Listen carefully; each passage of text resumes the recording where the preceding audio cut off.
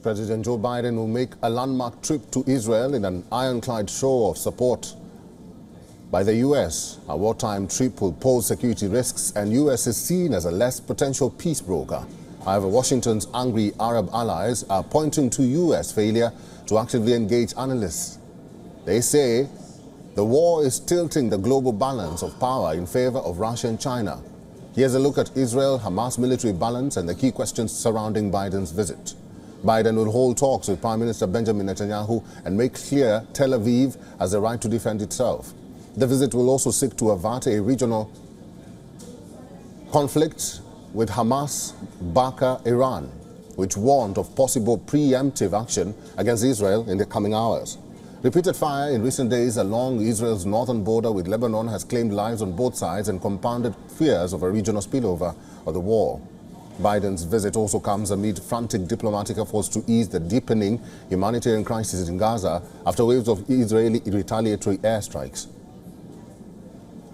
Now, the timing of the U.S. president's visit is highly sensitive. Israel is gearing up for a ground invasion of Gaza and pummeling it with air and artillery strikes. And then there are security risks. U.S. Secretary of State Antony Blinken was taken to a bunker after air raid sirens went off as he visited Netanyahu in Jerusalem on Monday.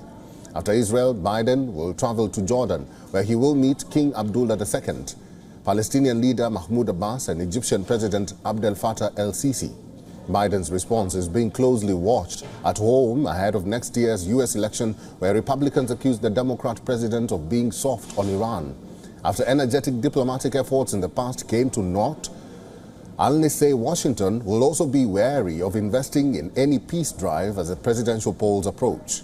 Arab leaders say the region is paying a price because Biden did not make Israel-Palestine talks a priority. From its first months in office, the Biden administration made a distinctive decision on its West Asia policy. It deprioritized a half-century of efforts by past presidents, particularly Democratic ones. They did that to broker a broad and lasting peace deal between Israel and the Palestinians.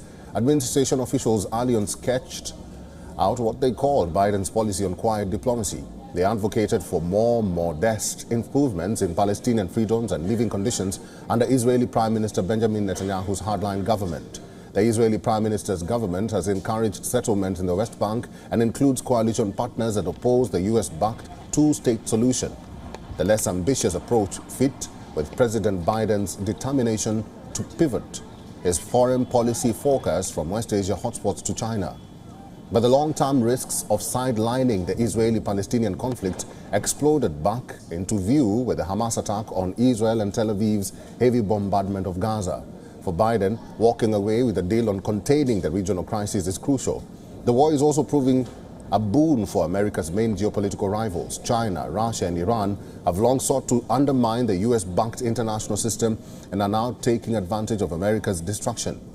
Pointing at the mounting Palestinian deaths, Moscow revealed in what it calls the hypocrisy of the Western governments. China, too, has embraced the Palestinian cause in a way it had not done in decades. Its once cordial ties with Israel are reportedly in tatters. The United States is surging assistance for Israel, including missiles for its Iron Dome interceptor system. After ordering its largest aircraft carrier to move closer to Israel, Washington deployed a second aircraft carrier.